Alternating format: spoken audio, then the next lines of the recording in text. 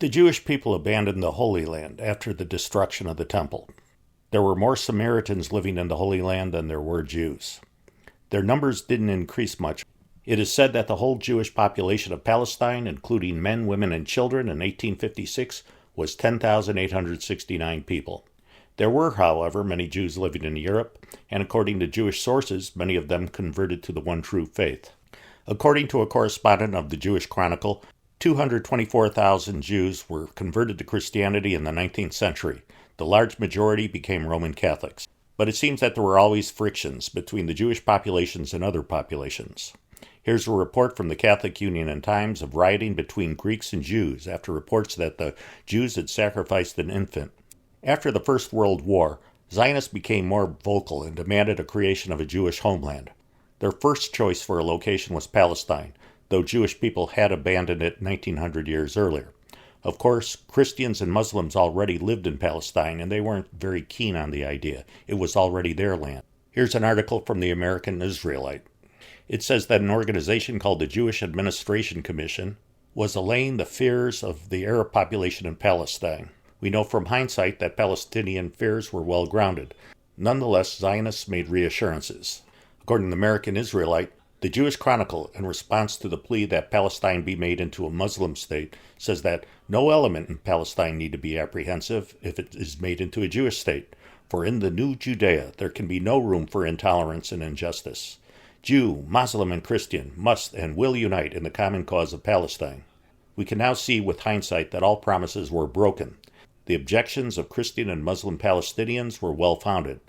But here we see another article in the American Israelites saying that one cannot help but deplore the fact that Muslims, in urging their claims, felt it necessary to use the old, worn-out anti-Semitic argument, that the Jews, because of their spirit of exploitation for which their race is distinguished, will become a menace to the rest of the population. So were Palestinians really being anti-Semitic when they voiced fears of a Zionist state?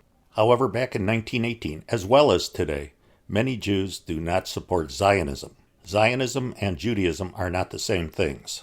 The Lincoln, Nebraska State Journal reports that in a telegram to President Wilson, the Rabbis' National Committee expressed its belief that all attempts to revive a separate nationality or nationalistic interests among Jews was a menace to Judaism itself. Here's another expression of the Palestinian fears of what might happen in a Jewish state. Pope Benedict XV was urged to do what he could to stop the Zionist scheme. A message was sent to the Pope by Muslim and Catholic Arabs in Palestine, and they protested against the plan where Palestine would become a home for the Jews under a Jewish political denomination. As Zionists continued to agitate, Great Britain sought to find a homeland for them. Great Britain sought today to find a means of settling Germany's colonial claims and at the same time find a new haven for refugee Jews. Prime Minister Neville Chamberlain, it was learned, may sound out President Roosevelt on a proposal for granting an internationally guaranteed Jewish homeland in South Africa. So back in 1938, Africa was seen as a possible destination to send Zionists. Mexico was also considered a destination for the Zionists. It was proposed that they settle in Lower California, and Mexico would be compensated for allowing them to create an autonomous state. But Mexico didn't want them.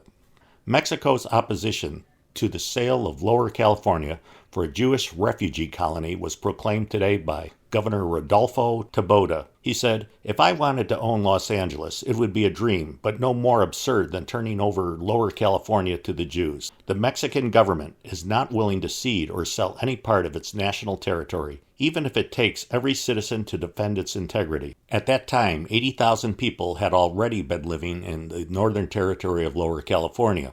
Since people already lived in Baja California, it didn't make any sense to settle Zionists there.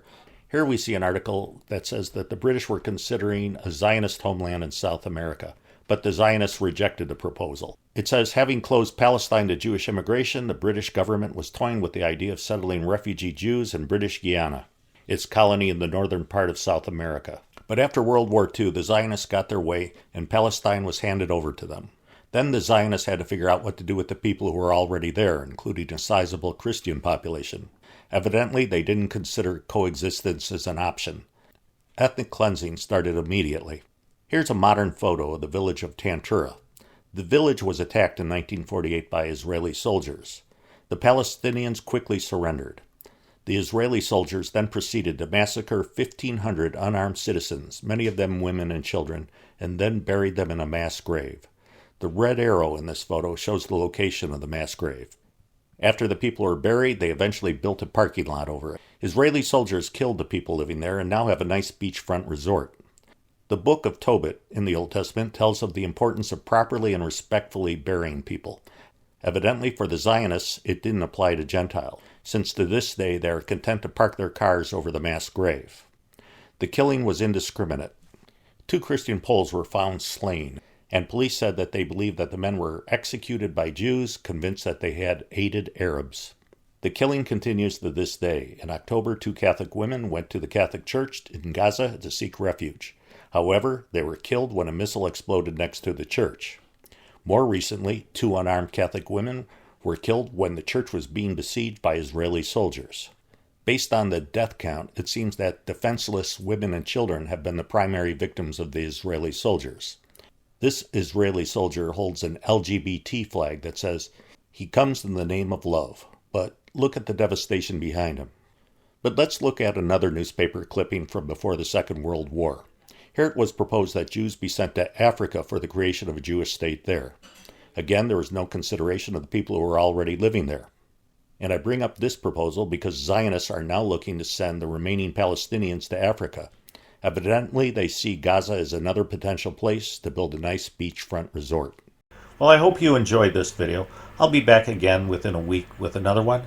But in the meantime, please check out my Facebook page and my Twitter page. Every day I post additional content that you won't find on this YouTube channel.